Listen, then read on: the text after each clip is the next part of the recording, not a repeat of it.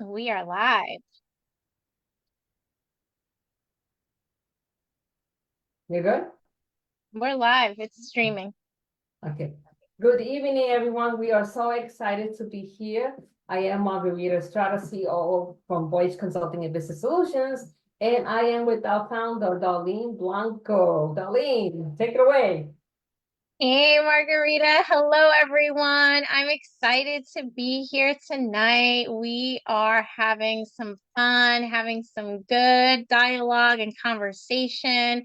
We're excited to actually go live and invite everyone to relax, enjoy, be a part of the dialogue, the discussion. If you want to put some comments in, we will react to them. If you have questions, commentary, anything you want to share, we will engage with you. We're really excited to start our new After Hours series. We've listened, we've heard, we know you want to have dinner and relax first. We know you're busy getting the kids tucked away and taking care of maybe walking your pets and all the other things you have going on in your busy lives. So here we are accommodating you.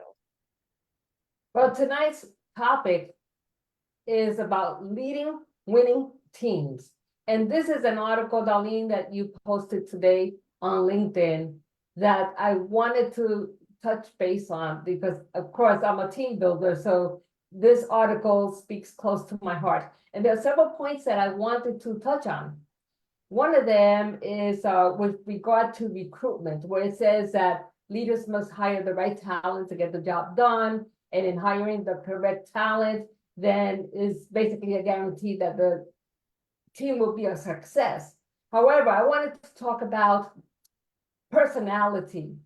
So the technical skills are easy to spot right away. Usually after a month, you could tell whether the person has the skills necessary to perform the job. However, what is called the soft skills, those are the ones that tend to be a little difficult to determine and are only determined as time goes on. Would you agree, Darlene? Absolutely. I couldn't agree more. Soft skills are really essential to the whole way that an organization is going to function. I mean, when you look at how critical effective communication is in the workplace, just to be able to get one little task done, it goes a long way. And I think it's important when you're looking at the structure of the organization and how everyone communicates, the way that we're understanding each other. How good are our listening skills? I've Yes. always come back to that. Are we listening with intent? Are we listening to absorb and understand how we can offer support? Or are we listening just to react and quickly be able to have something to say back? I always say, I'm like, what? How's I mean, that happens all the time. We're all guilty. So I think that that's really important. So, Darlene, I wanted to touch on the listening part. Because, for example, there are situations where team leaders will hire somebody from the outside to come in to fill a position when they might have been a team member that already wanted that position, but never said anything about it. And so it creates a sense of friction that the team lead was not even aware, because it's important for team leaders to listen to their teams and to find out, well, which one of them has the potential to go to the next level to prevent that friction from happening. So, Laleen, have you ever dealt with that in the several positions that you have held? And how did you deal with situations like that? Yeah, thank you, Margarita. That's a great question. And one of the things I always think about is being in both of those sides of the coin. I mean, there have been times where I really wanted the position and maybe I got turned down. And there have been times where I'm hiring and I really need someone with a critical skill set to fulfill the needs of the project that we're supporting at that time or in the organization over the length of time that you look. Because when you're thinking about recruitment, you're also thinking about longevity. Turnover is really costly. And so you want to be conscious of like the right folks joining the team and being able to support them, grow with them, be able to help them, develop and then also, grow the organization with you. So there's a lot happening when recruiters are thinking about, well, who is the ideal fit? And when we think about soft skills, it's about their ability. And you and I, Margarita, we talk about this all the time. It's that candidate's ability to be able to advocate for themselves and speak to what their skills actually translate to. Can they get the job done? And from a recruiting standpoint, when you're looking at exterior talent versus interior talent, and you're looking at the folks that already sort of have a stigma to them, people in the organization already have, like they've already kind of developed like, okay, well, I know she's known for this and she's known for that. She's really great at this. When you bring in an outsider, it really does sort of shake things up. It Yeah. brings some fresh pair of eyes. It brings innovation. It also might upset, like you said, there might be folks that might be a little upset. They're wondering, hey, why didn't I get that job? And, I think about all these things and I always think about, well, you have to be conscious of, can the person that you're bringing in help develop that individual or a few of those individuals that might think they're ready for those leadership positions, but they really need someone to mentor them. So if you're bringing in someone who has a stellar skill set, who can really assist with those mentorship components and help develop your team and help them grow, then those folks can graduate on and they need to look at it as like, oh, okay, this person coming in obviously has quite a significant amount of expertise that I'm missing. So it's it's to my benefit to really learn from them. Let me see if I can figure out how to get on a few projects and align and see, well, how is it can I learn so that I can be in that position? I wasn't ready yet and it's not my turn yet. Yeah, so Darlene, I think it has to do a lot with transparency. I feel that if a team leader is transparent as they're leading their team and saying, hey, there may be a possibility of this opening coming up. If any of you feel that you're qualified for this position, please come and see me. If you need additional training, we are willing to give you that, right? As a sense of consideration for those that have worked for him or her already. But what happens is that sometimes team leaders are not transparent and they'll just bring somebody from the outside and the whole team is like, wait a minute, like what's going on here? Why were we not considered? And in fact, one of my friends went through that recently in Florida. She was part of a group of 5 people and someone was brought in out of the blue. And she's saying, like, wait a minute, what is going on here? Why was this person brought in when I had this experience as well? And she went to her team lead and told her, why wasn't I considered for this position when I feel that I deserved it because I did X amount of jobs? She showed the team lead all the work that she had done, the times, the results that came as a result of her work. And guess what? She got the job. She got the job, and that person that was hired was sent somewhere else. So sometimes, like you were mentioning before, you have to advocate for yourself because how is your boss supposed to know that you wanted a position unless you advocate for yourself and say, okay, I'm interested in this position, I have the skills, and I have proven time and time again that I can perform the job. So it's all about transparency as well. Yeah, I agree. I couldn't agree more. And I think the more transparent you can be, the better off you are. I always make a joke. I'm like, I never tell a lie because I won't be able to remember it. So I might as well just tell everybody, like, here it go, here, just like that. I think it's important. I think it's important. It also leads to your credibility as a leader. I think for me, it's important for everyone to know that I can be as supportive as possible and that they can count on me. And if they don't trust me, then they're not going to count on me. So that's important to me. I want folks to know that they can count on me. I'm going to help do the things that they need in order to help support their development because that's important as a leader. And you got to look out for your people. You got to look out for your team. You got to know what the deficits are. You need to figure out how you can make one person feel really great about themselves also understand that even though they're doing a great job, there's always room for improvement, which is a difficult kind of, thing to communicate Yes. across, especially when people are doing their best. They don't want to hear about it. I'm like, oh, but there's still room for more, and keeping people motivated. It's Yes, so I wanted to read a line from your article. It says leaders set an example for everyone to follow, and their daily decisions influence employee behavior and impact the organization's culture. So I wanted to expand on that. Yes, they set the example, no doubt. So sometimes you have team leads that roll up their sleeves and get to work with their team. They know how to delegate, but they also know how to roll up their sleeves where necessary.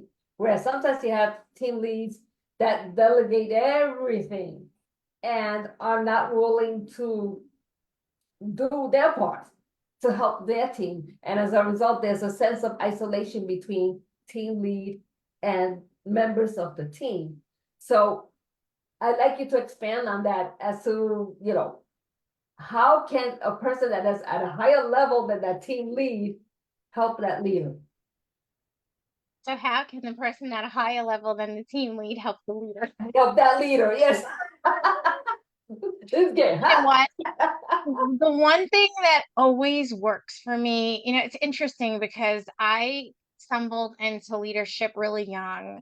I mean, I was a leader and I was running a huge organization. I was a frontline manager at McDonald's at like 18. I had keys to the place. I was writing the schedule. I was making sure that we were passing our tests when the Department of Health was coming in. I was keeping inventory of all the things coming out. And when I think about all of that I had responsibility for at 18 years old, and it was like huge. And the one thing that always came to mind was I remember, and this is going to sound crazy, but it's so funny, it's true. I remember feeling really bad one day because I was like, oh, I hate when this woman comes by and she tells me I have to sweep because there would always be fries that would, and like, oh, Darlene, you have to sweep. And I'd be like, oh, she's gonna come and tell me. And then I'd be like, all right, I guess I'm gonna go sweep. And then, I didn't understand what was, I just understood it as like this is a task. And so like when I first started, and I'm like, why is she doing this? And one day, she came over to me and she said, hey, listen, I realize whenever I ask you about, picking up the broom to get a sweep, that you get like kind of upset or whatever. She goes, I feel like we should maybe talk about it, and I want you to understand what's going on. And I says, oh, this is so strange. I'm like, she wants to talk to me about this whole broom situation. But she took me in her office, Margarita. She literally had like a 3-minute dialogue with me. I'm like, kid, I really don't know much about, the business world or how things work.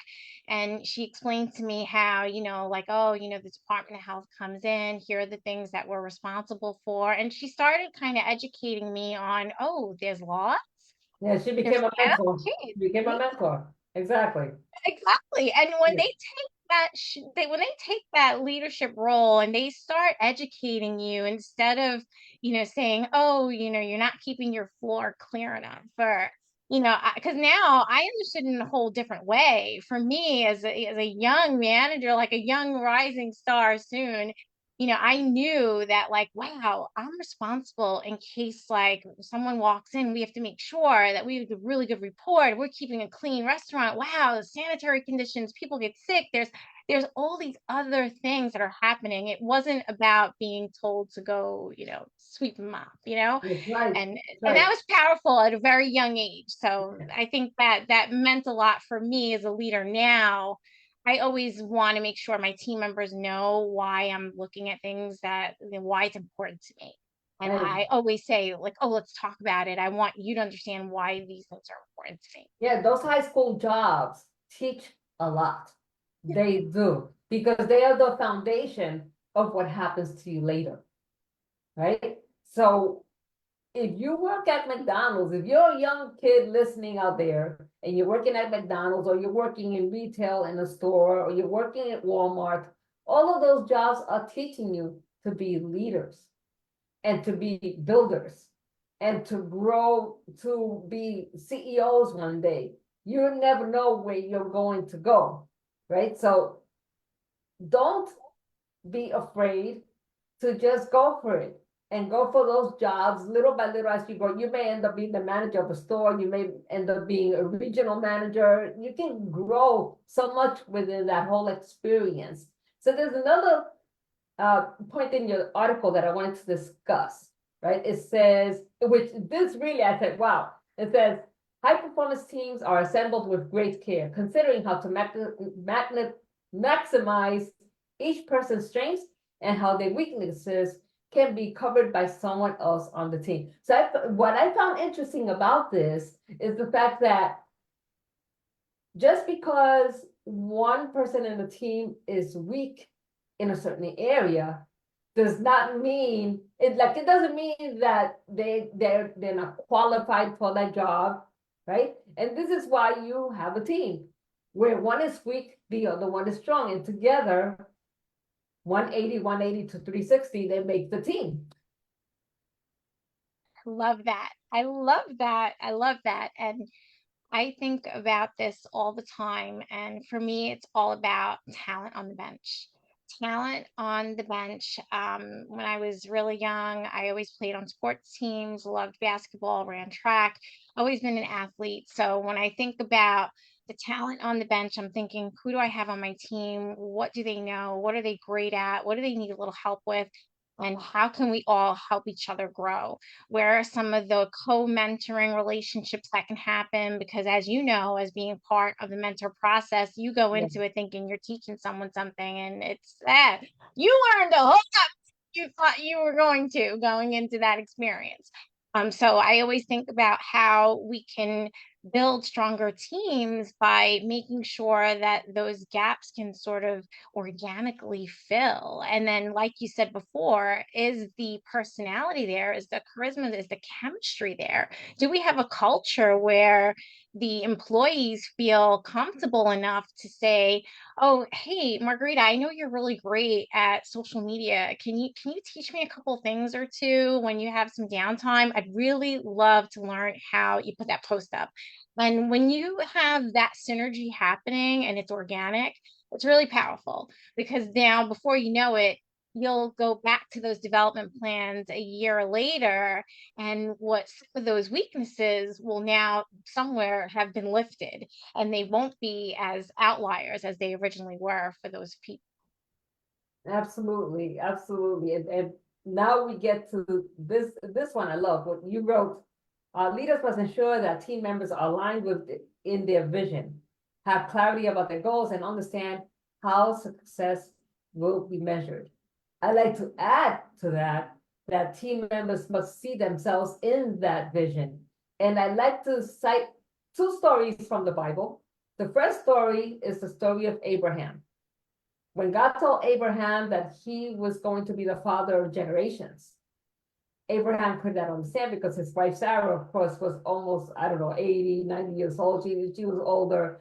And he basically laughed at God. So God told him, go look outside, look at the stars.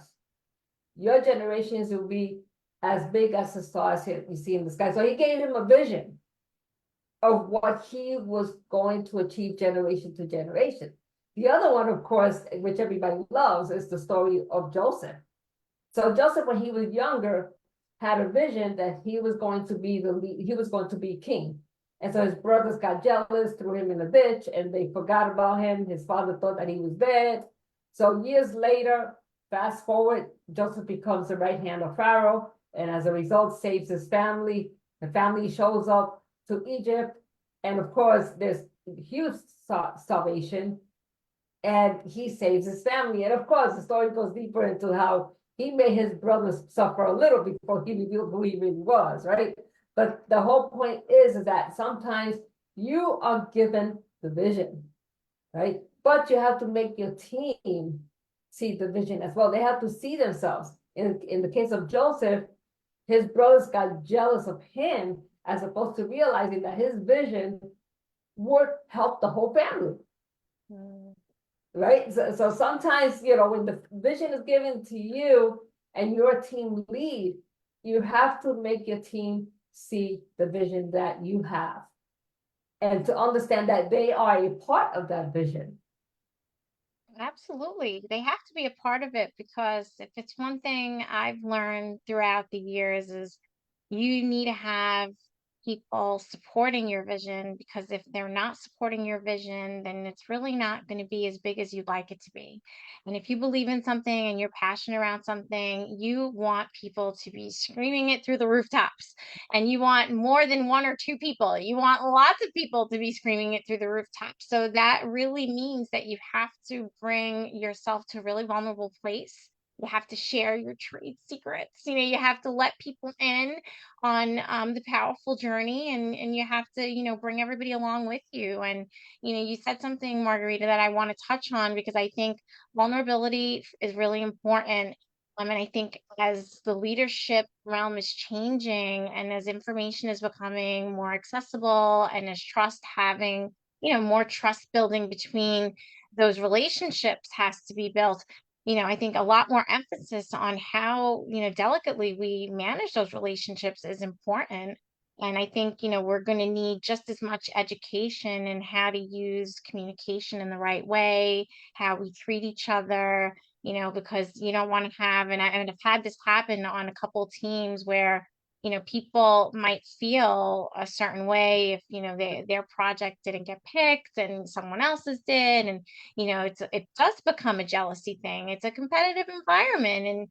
And, I was in sales for years and I've seen people be best friends. And next thing you know, the books come out and you're like, what's going on? I thought you were like buddies. But I just feel like, no matter what, you want to have a culture where you can still cheer for your friends, even if they are taking that step up and you're not the one who's winning, because you're still winning, because they're still going to recognize you as part of that process, and I think that's important.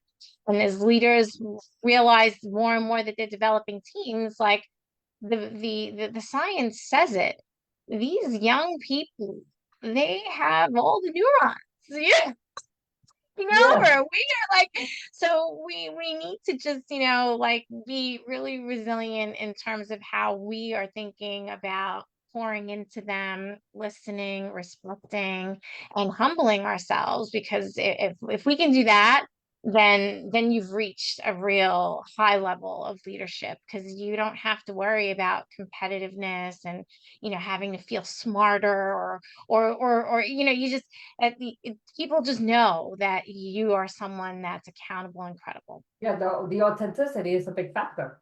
Right? As a team lead, you have to be authentic with your team.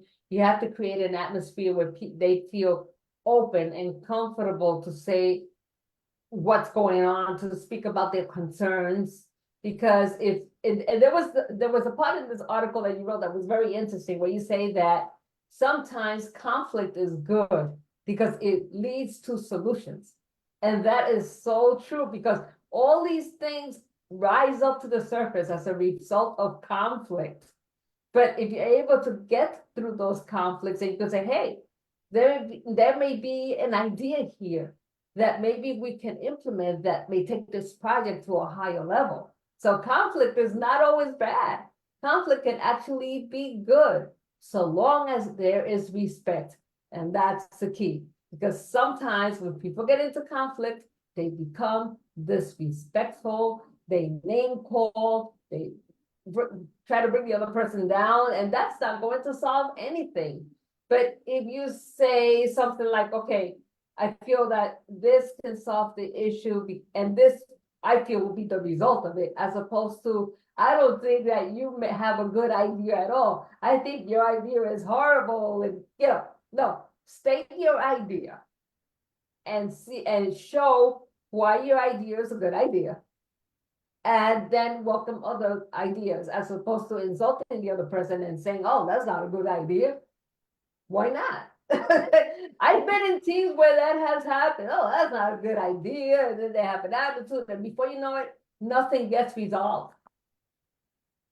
You know what, Margarita? I want to jump in on that point there because one thing I also noticed in leadership is that not everybody at the table might agree with that idea, but they'll do it because that person has such a strong personality that they just don't want to go against it. Yes. Oh, yes. Yes. Yes. yes, And I that is, and I touch on that because I feel like, I've been in that situation before where as a junior, like leader coming up in the ranks, just I'm lucky I'm in the room at this point. I'm like, I'm just gonna hold on to the bottom of the chair really tight because I don't want them to take it from me because I made it here. I'm like thinking to myself, I'm like, yeah, I don't agree with that. I am not saying a thing. It just, yeah, because the fear backlash, right? You're afraid that you may lose your job, that you may lose opportunities to go further. And I always say that if that's what's happening in your job, if that's the case, it's time to go. It's time to unless you were like me, brand new, and I just didn't know what to do in the room. no, but I mean, when you're starting your career, because I feel that when you're starting your career, you're green in the ears, like they say, right? And you really don't know how to manipulate the corporate world and what's going on. But if you have to feel constricted, if you have to feel that your ideas are not respected and they're not valued, well, first you try to find an advocate, right? Ideally, you could find an advocate within the same company that perhaps can somehow help or mediate. Ideally, that's the way you would go. But if you can't find that advocate that works in your favor and your ideas keep on being stricken and stricken and stricken, Yeah, it's squashing your spirit. And it then, does. okay, and you may be making the biggest money in the world, but if you feel constricted, it's time to take a hike or maybe start your own business. And because maybe it's not going to work, you have the idea. I always say, if it doesn't exist, create it. This is so true. And I want to say that on the topic of finding those advocates, sometimes you are your advocate. And I've had to learn that because I want to bring this topic out. We need people to support us and be advocates for us, but at the same Yes. time, we also have to be our number one advocate because what I noticed that is sometimes I'm looking for the approval and I'm looking for the support and I'm looking for all these people to tell. And then I'm thinking to myself, why in the world am I letting my whole entire self be dominated or be led in a sense by the thoughts of others that quite frankly, Yes. they may not even be even qualified to even be judging me in that light. And so it becomes like this, like as I'm looking for advocates, I'm being picky, and I'm saying to myself, maybe you're right, Margarita, maybe they are not even existing within my organization and I've outgrown it and it's time to move on because you want to feel safe, you want to feel comfortable, and you want to know that there are folks that are supporting you, and that's Yeah, important too. because you know what happens is sometimes if we depend all the time on other people's approval, oh, what do they think? What do they think? They're talking from their own lens, Yeah. right? They're seeing the world from their own lens, but they're not seeing it from your lens. And unless they care enough to find out about, what is your background? What have you been through? What are your qualifications? Why do you think the way you think? That's emotional diversity, which I delivered a talk last night about emotional diversity. The difference between emotional intelligence and emotional diversity. You have to have emotional diversity first before you implement emotional intelligence, right? So emotional diversity involves getting to know people at the heart, getting to know your team at the heart, getting to know their potential, who they are, what they're about, why they think the way they think. And when team leaders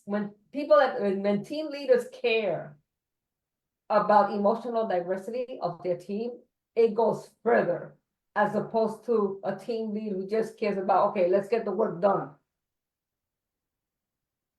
This is true. And Yeah. this is why I'm always looking for special projects. Oh, Oh, Mario's coming in. He's dropping in. Okay. he's dropping in. Admit him. Yeah. I We just can had let him in.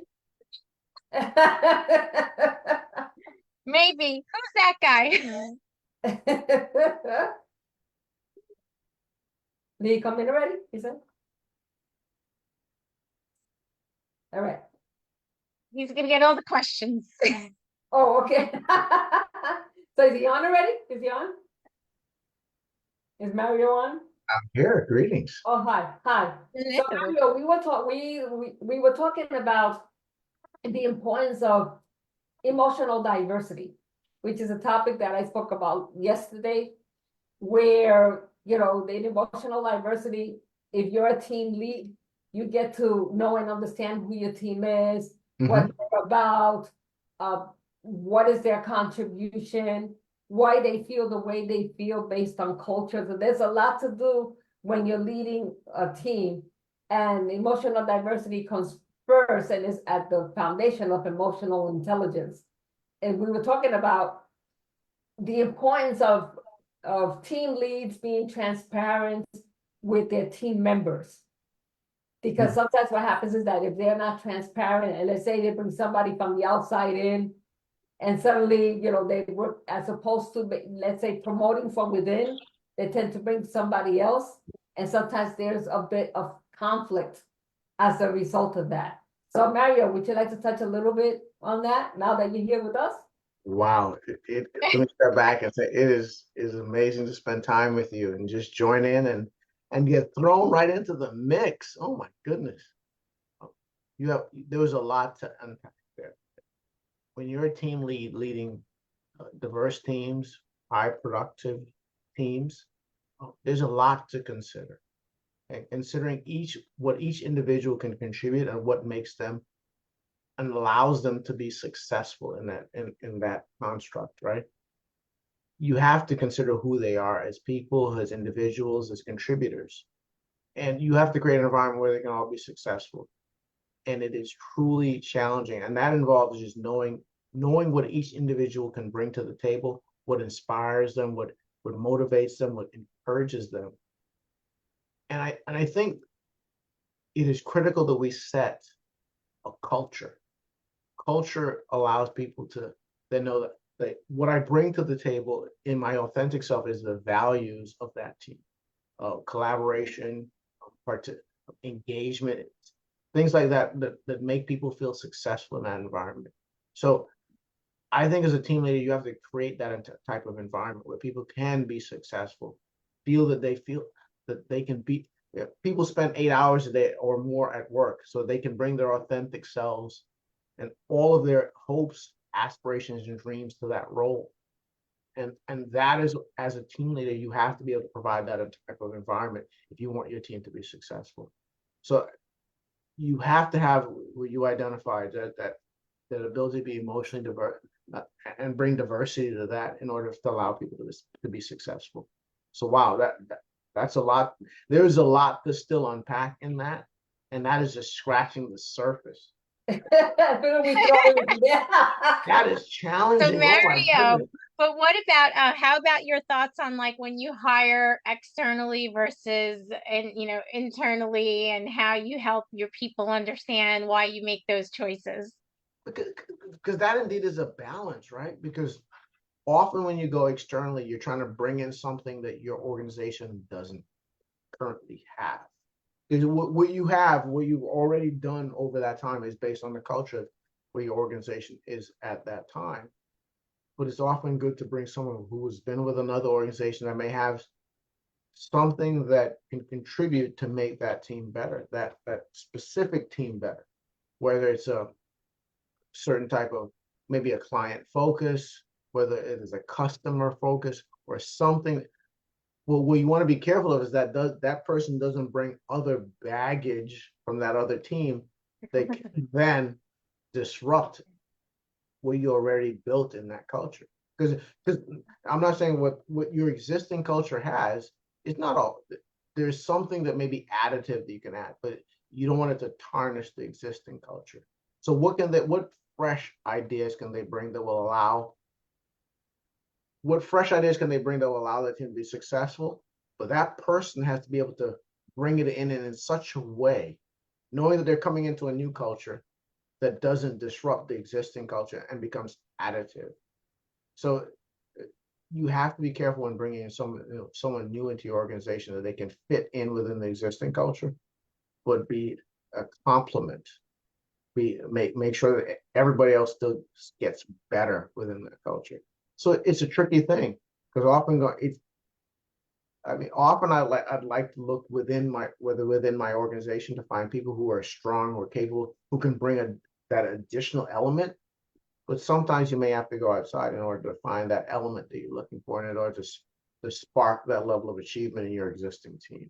It's challenging. Having been in that space, you don't always get it right, but I think with a little bit of experience and practice, you get to you get the ability to identify people who can become catalysts within your existing organization to make them even more successful.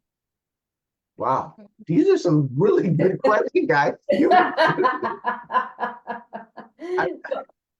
So Michael, the article that we're using, that we're referencing to, is the article that Darlene posted today. Boy is saying leading winning teams. So that's the article that we're referencing. So we were talking about how do you, for example, when you hire someone, you could tell if they have the technical skills right away, but the soft skills, because people can tell you anything in their application and they could say anything on their interview just to look good. So how do you tell when people have the soft skills that are essential for the job? It's funny because Darlene and I've seen the articles you've written in your studies, your program, and those are off the charts. Just really deep thought leadership, just really doing deep research, well-founded, strong baseline of communication. Amazing work that you're doing, and I'm looking forward to reading this next one. But to your point, Margarita, it's wow, you're asking some really good questions here. I would say it's challenging to find the environments where you can allow people to be successful. I want to take a moment to kind of unpack that a little bit. So I may ask you to kind of pose that to Darlene for a moment. Just give me a moment to think about that, because you're asking some really, really deep questions here. Okay, so in the meantime, because Darlene and I already spoke about that, we just wanted to ask your opinion. So think about it for a second while I get into this next topic. Okay, please. Right? So in the article, Darlene talks about let's see over here, collaboration. So it says shared cognition in teams is not about every member knowing the same information, but about knowing who has the relevant knowledge and skills when solving problems. High performance teams collaborate well, even when disagreements arise. And then I like to add to that, because they have the eye on the prize. Right? Because they have the eye on the prize. So Darlene, can you elaborate further on that? I think collaboration is fun, but it's also challenging. And I think that it's like the same thing with stress. You need to have your high stressful days and your low stressful days, and they're all a part of leadership. But when it comes to collaboration, there's going to be those moments where folks are not getting along. They're not going to see eye to eye. They are looking at two and they stay stuck. And the key to making them unstuck, if you will, is to just kind of forward things along and, have this agreement up front where no hard feelings here. If we're not picking that strategy, you need to support such and such, and we're moving forward and we're going to shelf that. And maybe we will talk about it in the next quarter if it becomes something where, the budget opens up. I mean, and I think that as a leader, when you're clear about how the outcome is going to be, people won't have bad feelings, and they're going to know, okay, it's not me personally, it's not my idea, it's just this is how things are going to go, and they'll support their teammate, because if not, then we can't work together. And so that's a big part of it. And I've been part of collaborative teams and overseeing some where the conflict can get so thick that you're almost like, are you sure this is healthy for us? But on the other side of the coin is thought leaders that can really be mindful in understanding the way that others are thinking about things and taking a moment to stop trying to defend their idea, because I think that's what ends up happening. You spend so much time trying to really defend your side of the coin, your idea. You want to push your initiative, that you're not really taking the time to unpack and understand what it is that they're thinking in that in their way, and then look at all of the other variables that are going to be affected. And as a team, it's hard to do that because I've seen it. Passionate people, they get really stuck on things, but I've also seen that it's super amazing when they leave that heated conversation with high fives and resolution and an awesome strategy that probably it would be different than who knows what they would have came in with to like it. Like, I've seen it go down. I've been in rooms where I'm like really like, oh my goodness, is this okay? People get red, they have to take a break, and then they come back and they work out everything, and we end up with a great project. When you see people's faces becoming contorted, you know there's trouble. But isn't that what passion is about? Like you have a viewpoint of what your view is, but then you listen to what someone else's view is, but then you realize how is the decision going to be made? And as long as you're comfortable, like that your voice was heard and that you were listened to, that your opinion was appreciated, it doesn't matter if your opinion is the final choice made. But then at that point, when you realize that, okay, maybe another viewpoint was the viewpoint that management or whoever else who's making the final call takes, then you realize is now it's my turn as a key contributor to that team. Now I get to be champion that the final decision, and I'm in alignment with that decision. But that's what teamwork is truly about. Because sometimes your viewpoint will be the one that wins. Other times someone else's will be that one. And if you can set that culture where truly the best idea wins, truly the best idea wins. And even if it's not your idea, like and even like subsequently we try that initial idea, and let's say we determine going down that path that there's another way, and that next way may have been your way, but you still react in a way, hey, we tried that way. I know this was my original idea, but we're doing it because we're a team, and we go down that pathway, and that is eventually successful, and you get acknowledged for it. That's culture. It's really about just how do I become a really good team player, and I think that's what your research will show, darling. So Yeah. I'm loving it. I'm loving the great work on building teams. I think it's important to value people. mhm. And that's what I'm really learning more about anything else, of how recognition and how to support people. Because what I've realized is if you treat people with dignity and respect, and you really are wholeheartedly embracing them, all of them, and helping them achieve the things that they want to achieve, they're going to be so grateful to you, and they're going to come through for you on any day of the week, and they will do great work for you. When people surprise me, and I want to be like that leader, I never want to be, I'm that leader. And I remind myself every day, like, who am I helping today? How are they getting this done? And some of the things, I scratch my head. I'm like, I don't know, Yeah. but there will be a plan. And the important thing too is to always watch for the person that's draining the team, right? There's always one person in the team who's an energy drainer. Yeah. And you really have to watch out for those energy drainers, because when you have 5 people and 4 of them are with you, but the other one is an energy drainer, that is like they say, one bad apple could spoil the whole bunch. So You can. you really have to be aware of those bad apples and nip it in the bud. Like, don't wait until the problem escalates before it becomes a problem. Wouldn't you agree, Mario? That's why you don't always have to wait for a consensus for a decision. And as a leader, you're empowered to make that decision. You don't need to have 100% agreement to make alignment. I mean, I think I heard somewhere say the difference between management, like management often has like this much information around a hard decision, and then they go far. Often where leadership is where they have this much information, but then they make the hard, wide decision and they go forward. Sometimes you don't need every detail and for everyone in alignment for you to move forward. But what leadership does is that, I may have had that little bit of information, but further down that path, now I have more information than I'm still enabled to pivot, move in different directions.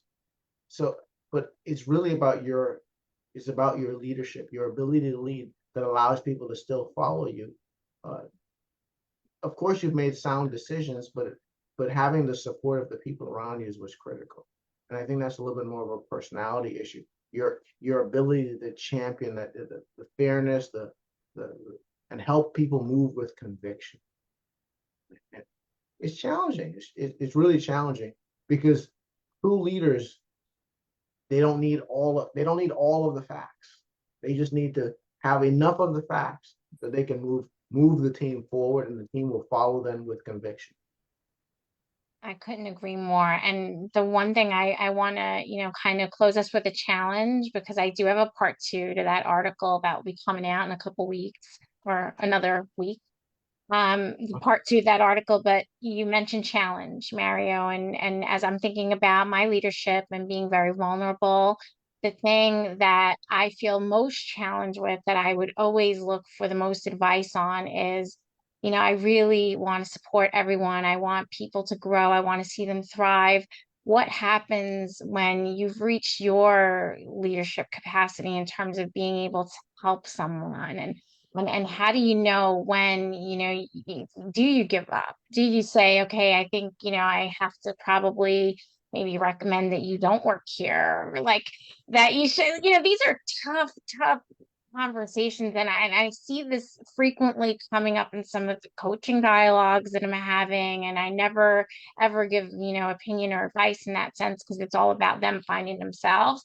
But as I'm thinking to myself, as a leader, I'm really like that person who I don't give up on people. And I don't know at some point how much that can be a hindrance to me, because if you continue to let mediocrity be on your team and you continue to let bad behavior be on your team, it affects, like you said, the other animals, right? And so I think that that's something I want to leave us with as we're thinking about the second piece of this discussion that will come out, because that's one where I really want some support and help there, because I think that that's something that I struggle with, is being a little bit more stern and knowing when I have to say, hey, I have to throw in the towel. This isn't going to work. It's interesting because I say it because every time I've been in that situation, it's always been a sort of a company decision that you can hide behind, right? You're like, oh, well, the organization is doing this. And so now I'm like, oh, it's not, it's actually me. Like, this is my business now. It's me thinking about, wow, dude, can I have this dead weight on the team? Does it really hurt my brand? But when I really don't want to give up on this person, I really want to develop them. It's different. It's different when the onus is on you versus you being able to stand behind an organization's decision and hide behind that clock. So. Wow. Article 2. So that's coming soon, but I really want us to dig deep on really cool topics that I think are, people know about. And I have to, but Darling, that's real. I mean, that's real talk right there. That's wow. I mean, like, we could unpack that for the next hour, but I think, like you said, that's the teaser for next week. Stay tuned for part 2. Yeah. I had a few thoughts, but like, wow, I need to actually think about it further because, yeah, I'll have to think about that further. So, anyway, before we close, we have our next event is going to be in person Monday, October 23rd, from 6 to 8 p.m. at Woodbridge Community Center, 600 Main Street. More details to come on that. Next week, we'll be with you again, but it will be at 8 o'clock, not at 9 o'clock. All right, so it'll be 8 o'clock. We're looking forward to speaking to all of you. Darlene, take it away. And that's it. Well, Margarita, I'm going to give it back because thank you for hosting us and for leveraging the article. I thought that was really awesome. I love sharing time, and going live will be a lot of fun so that we can let people know what we're thinking about, who we are, what we're up to. We want to hear from you. We want to learn more about the folks that are tuning in. So thank you for being a part of our session tonight. And Mario, would you like to say a few words before we say adios? I'm happy to be joining tonight. Thank you for waiting for me. I appreciate the time to share. These were some really impactful topics. Thank you, Darlene, for churning out some really good research, some really good articles.